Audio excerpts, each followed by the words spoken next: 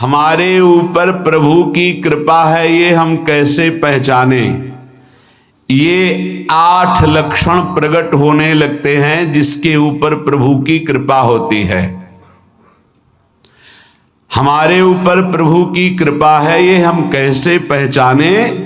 तो ये 8 लक्षण प्रकट होने लगते हैं जिस पर हरिजू की प्रियाजू की कृपा है।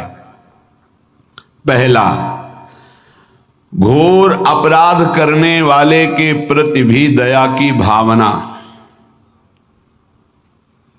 शांति पहला लक्षण है। भाव में भी पहले शांत भाव है। हमारे ऊपर श्री हरिजू की कृपा है, इसकी पहचान ये 8 लक्षण। पहला, शांति, अर्थात घोर अपराधी के प्रति भी गुस्सा ना क्षमा करना, ये हरि की कृपा का लक्षण है। देख लो भाई, घोर अपराधी शब्द तो जाने दो, जरा सा प्रतिकूल हो जाए तो लाख समझाओ पर भ्रकुटी तनी रहती है। भला ऐसा है? अपराधी पर भी क्षमा का भाव होना, ये हरि कृपा पात्र में ही होगा, अन्य में नहीं। तो अगर अपने हृदय में ऐसा लगे कि ऐसा नहीं है तो हरिजू से प्रार्थना करनी चाहिए कि कृपा करो, मेरे में सामर्थ्य आवे। दूसरा, अनुसूया, वो किसी भी के प्रति कभी भी कोई दोष दर्शन ही नहीं करेगा। दोष कथन, दोष श्रवण की तो बात जाने दो। अनुसूया, दूसरों के गुणों में दोष ढूंढना ये नहीं होता। हरि कृपा पात्र में ये नहीं होता। ये सब भजन के नाश करने वाले, जैसे पहला अपराधी पर क्रोध कर देना, तो माया ने भेजा इसीलिए था कि तुम्हारे साथ व्यवहार ऐसा करे कि तुम क्रोध करो। क्रोध करोगे तुम्हारी ऊर्जा शक्ति नष्ट हो जाएगी, अध्यात्म में जो चलने की थी। और कहीं तुमने संकल्प कर लिया तो भजन शक्ति नष्ट हो जाएगी। तो अगर भजन बल है तो गया, जरूर उसको दंड मिलेगा, पक्का मिलेगा, 100% मिलेगा, लेकिन आप खाली हो गए। ना भजन करने की वृत्ति रहेगी और ना भजन रहेगा, दोनों बात। अनुसूया, किसी के सद्गुणों में दोष देखना, गुणों में दोष ढूंढना, ये हरि कृपा पात्र में नहीं होता। ये बहुत मंगलमयी बातें जिससे हमारा भजन मार्ग पुष्ट होता है। तीसरा, वो बाहर से और भीतर से पवित्र रहता है, हरि कृपा पात्र।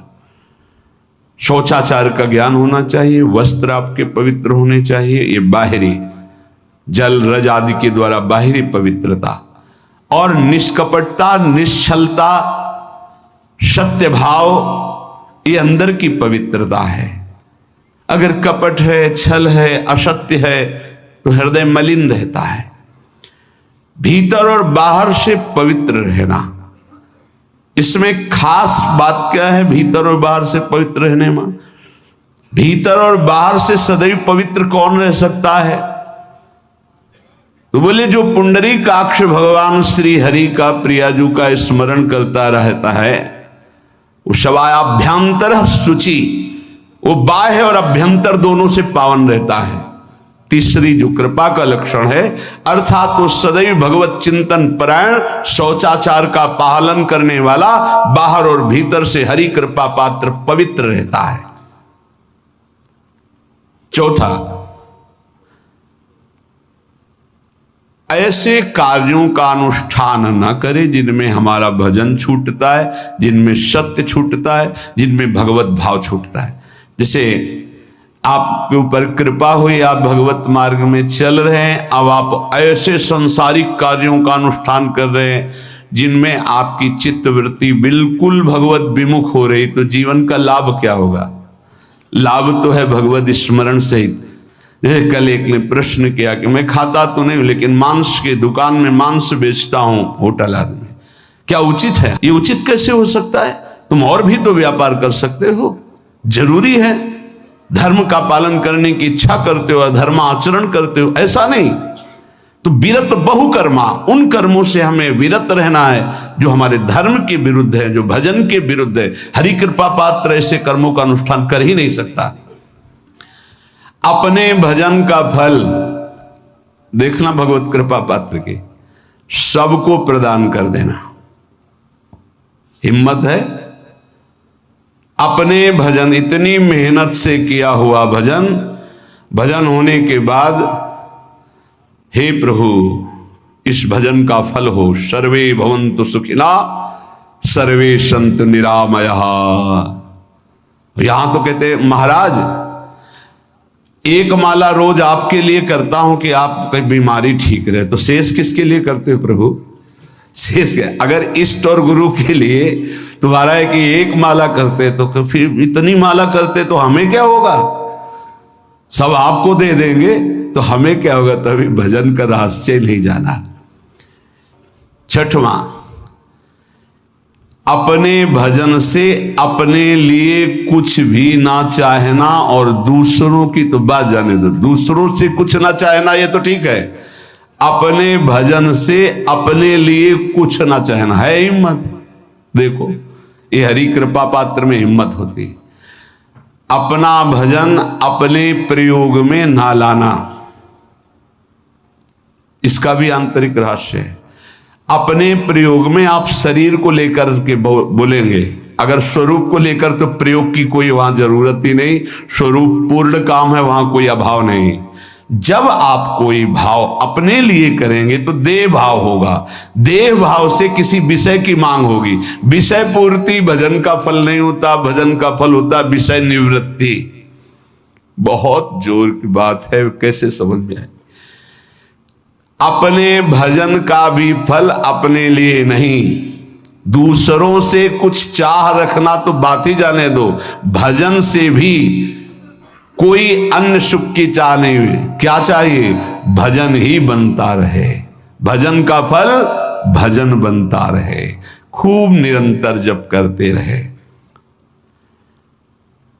सातवां, किसी भी मान सम्मान कीर्ति पद प्रतिष्ठा के मिलने पर हृदय का असंतुष्ट हो जाना, यह हरि कृपा पात्र का लक्षण होता है। प्रणाम नमस्कार जय हो तो हृदय में असंतुष्ट हो जाना चाहिए। कोई किंचन मात्र अभिमान न उदय हो जाए। प्रभु बचाओ, ये माया की चकाचौंध से बचा लो नाथ। कौन सा अपराध बन गया कि आपकी जय की जगह यहां हमको ऐसा सुनना पड़े। मान प्रतिष्ठा कीर्ति जिसके लिए बड़े बड़े लालायित रहते, हरि कृपा पात्र को विष की तरह चुभती है। और आठवां, किसी भी प्राणी समुदाय से संबंध ना रखते हुए सब पर दया की भावना, सब पर कृपा की भावना, सब पर करुणा मैत्री पर किसी से ममता नहीं। ये सूत्र बहुत व्यवहार में प्रयोग करने योग्य है। सबसे करुणा और मैत्री पर किसी से ममता नहीं। करुणा तो करी भरत जी ने, मैत्री भी की मृग से, पर ममता रहित नहीं रहे। ममता कर ली तो अगला जन्म हिरण का हो गया।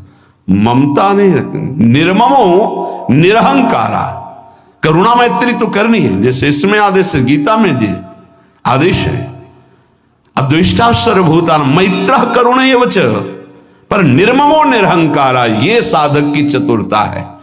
प्राण मात्र पर दया कृपा करुणा मैत्री, पर ममता नहीं। ममता किसी से, और यहां करुणा मैत्री ये तो गायब हो गई, केवल ममता रह गई है। अपने शरीर से ममता, शरीर संबंधियों से ममता, विषय भोगों से ममता, यही जहर है।